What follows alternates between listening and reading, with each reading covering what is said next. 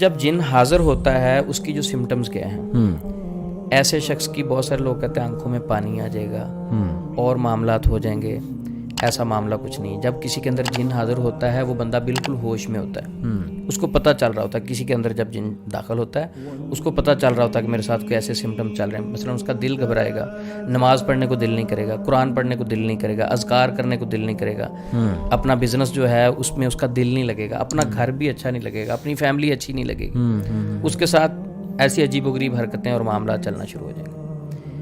तो ऐसे केसेस जब मुआलिजीन के पास जाते हैं उनको चाहिए कि पेशेंट को स्ट्रॉन्ग करें, क्योंकि अल्लाह रब्बुल इज़्ज़त कुरान पाक में फरमाते हैं कि व अन्नहु काना रिजालुम मिनल इंस यऊज़ून बिरिजालिम मिनल जिन्नी फज़ादुहुम रहका, कि जितना इनसे खौफजदा होगे ये शर में उतना ही बढ़ जाएंगे। बिल्कुल ठीक। असल चीज़ मुआलिज का काम ये है कि पेशेंट के अंदर से खौफ को ख़त्म करें, कम करें। सही। मुआलिज का काम ये नहीं है कि वो पेशेंट को डराए, बिल्कुल ठीक। मुआलिज का इतना काम है कि वो पेशेंट को खौफ से निकाले।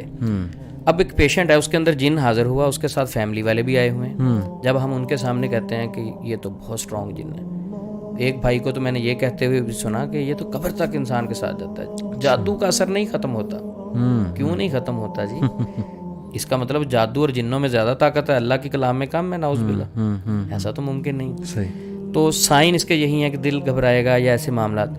अब कुछ पेशेंट जो हैं उनके ऊपर इतने ज़्यादा असर हो जाते हैं कि वो बेहोश होते हैं और बोलने लगते हैं। अब ये एक अलग कॉन्सेप्ट है कि वो बोलना वाक़यातन जिन की वजह से है या नफ्सियात की वजह से। ठीक है। वो एक पेशेंट को देखने के बाद बता सकते हैं कि वाक़यातन ये जिन बोल रहा है, ठीक है, या ये नफ्सियाती इशू। तो इस हवाले से मेरे पास एक केस आया, फैसलाबाद से एक बच्ची थी, उसकी 27 साल 26 साल एज हो चुकी थी। अली भाई 12 साल से वो बोलती नहीं थी। सही। कभी उसने अम्मी नहीं कहा, अब्बू नहीं कहा, खाना नहीं मांगा, पानी नहीं मांगा, बिल्कुल खामोश थी, बोलती नहीं थी। अब शायद हम उनके साथ प्रोग्राम भी करें। अब उस बच्ची के पास वो सारी रिपोर्टें मौजूद हैं जो डॉक्टरों ने करवाई हैं। साइकोलॉजिस्ट के पास वो जाती रही और इसके अलावा गले के डॉक्टर के पास वो जाती रही, नफ्सियाती डॉक्टरों को चेक करवाती रही। सब ने कहा कि हमारी समझ से बाहर है। अच्छा, अब बातें हैं कि हम एक्टिंग हो तो 12 साल नहीं होती। 12 साल का बहुत लंबा अरसा है, बिल्कुल खामोशी। उस वक्त वो बच्ची FSC की स्टूडेंट थी, तो अब उसकी 26 साल एज हो चुकी थी। सही। अल्लाह की कलाम पढ़ी, रुकिया किया कुरान पाक से, और कोई ऐसा मामला नहीं किया। सही। एक होता है ना, कहते काले जादू का तोड़ काले जादू से होता है, उसके ऊपर जादू के असरात थे, ऐसी चीज़ें थी। सिर्फ कुरान पाक से रुकिया किया उन पे। सही। उनकी फैमिली बताएगी कि कोई गैर शरी काम भी नहीं हुआ, अल्हम्दुलिल्लाह उनकी बेटी बोलना शुरू, अल्हम्दुलिल्लाह, 12 साल के बाद। तो ये जो कॉन्सेप्ट है कि काले जादू का तोड़ तो काले जादू से होता है, क्योंकि ब्लैक मैजिक से हुआ, 100% गलत है। सही। काले जादू का तोड़ सिर्फ कुरान मजीद से मुमकिन है, सिर्फ अल्लाह के साथ ताल्लुक में मुमकिन है। सही। तो ज़्यादातर ये फेक गाइड किया जाता है। वैसे आपने कभी जिन से बात की किसी? अली भाई पर्सनल एक्सपीरियंस? पर्सनल मुझे 14 साल हो गए हैं। सही। सच यही है कि मैंने कभी जिन से बात नहीं की। नहीं तो ये जो पेशेंट्स बोलते हैं, डायरेक्ट आप कह रहे हैं ना कि हो सकता है कि ये, अच्छा इस तरह ये किसी के अंदर जब हाजिरी दे के बोलते हैं वो तो किए।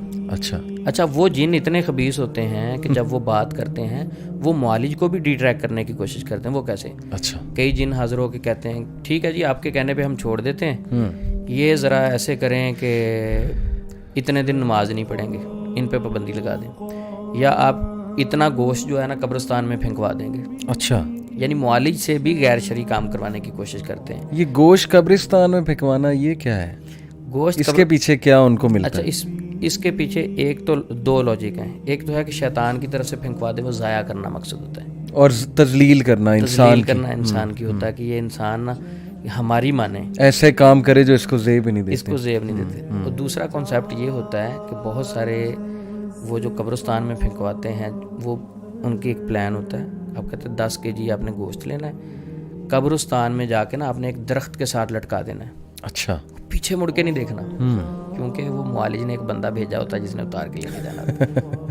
अच्छा, ठीक है। पीछे मुड़ के नहीं देखना। आपको आवाज़ें भी आएंगी, हो सकता है पीछे से पत्थर भी लगे, कोई चीज़ भी फेंकी जाए, पीछे नहीं देखना। ठीक है, क्योंकि ऐसे 1-2 केस हमने पकड़े हैं। सही। कहते पीछे मुड़ के नहीं देखना, ठीक, क्योंकि वो मुआलिज ने, वो असल कब्रिस्तान में नहीं, वो मुआलिज के कब्रिस्तान में जाना होता है। सही है। ठीक है, मिसगाइड किया जाता है। ठीक है। तो या गोश्त उधर फेंकवाया जाता है तजलील के लिए, जिन नहीं खाते वो गोश्त, ये बिल्कुल गलत कॉन्सेप्ट है। ठीक है। तो ये जो जिनसे आपने डायरेक्ट बात की है, तो वो थोड़ा सा कोई एक आधा एक्सपीरियंस शेयर करें हमारे साथ कि आपको क्या महसूस हुआ बात करके।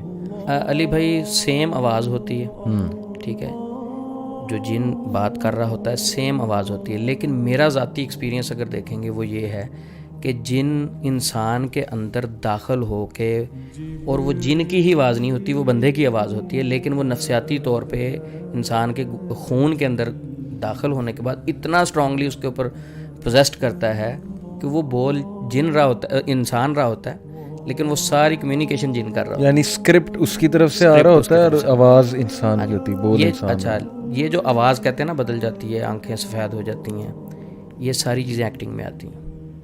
अच्छा, ये जो उस्मान भाई अक्सर आपने सुना होगा जी, हमें बच्चे बताते हैं कि मूवीज़ में दिखाते हैं कि जी वो इवन ये मुस्लिम मूवीज़, मुस्लिम ड्रामास बने हुए हैं जिसमें दिखाते हैं कि औरत आपे से बाहर हो गई, उसमें बहुत ताकत आ गई, अननेचुरल ताकत आ गई, यानी कि ये पॉसिबल ही नहीं एक औरत के लिए कि वो 7-8 बंदों को उठा के फेंक दे। तो ये भी जिन की तरफ से। अली भाई, ये रियल बात कर रहे हैं या ड्रामे की बात कर रहे हैं? ये ड्रामों में दिखाया जाता है, रियल स्टोरीज को डिपिक्ट किया जाता है। मे बी मैंने तो नहीं देखे इतने, लेकिन बताया ये जाता रियल स्टोरी है, लेकिन वो तो ड्रामे में करके दिखा रहे होते हैं ना, शायद रस्सी डाल के बंदा उठा रहे हो। सही। लेकिन मैं रियल की बात कर रहा हूँ, मैंने रियल पेशेंट देखे हैं। सही, ठीक है। रियलिटी में और बाकी ड्रामों में बहुत फ़र्क है। ड्रामे यानी एग्जैजरेट करते हैं बहुत ज़्यादा, वो कॉन्सेप्ट जो नेगेटिव मुआलिजी ने दिया हुआ है, ड्रामे वाले उसी पे स्क्रिप्ट लिखते हैं, क्योंकि उन्होंने खुद तो ट्रीटमेंट जाहिर है स्क्रिप्ट बेचना उन्होंने, उन्होंने स्क्रिप्ट मूवी बनानी। लेकिन मैंने खुद पेशेंट चेक किए हैं, मैं अपना तजर्बा शेयर कर रहा हूँ। मेरे पास आज तक ऐसा पेशेंट नहीं आया जिसमें जिन हाजिर हुआ उसने बदतमीजी की हो, चीज़ें उठा के फेंकी हूँ, ये कर दिया, वो कर दिया। एक्टिंग वाले ऐसे ज़रूर थे, बहुत सारे केसेस ऐसे भी थे, मसलन उनके पीछे पर्सनल कोई और मसाइल होते थे। एक बच्ची है या बच्चा है, बेटी है या बेटा है, जिसका एक मसला वो अपने वालिदैन से डिस्कस नहीं किया जाता। बहुत सारे बच्चे वालिदैन के हाथों ब्लैकमेल हो रहे हैं, सही, और बहुत सारे वालिदैन औलाद के हाथों ब्लैकमेल हो रहे हैं, सही। उस कंडीशन में जब नफसियाती अटैक होता है बच्चे के ऊपर, अब वो अपनी बात घर में डिस्कस नहीं कर सकता, तो वो इस तरह के पैनिक्स में चला जाता है।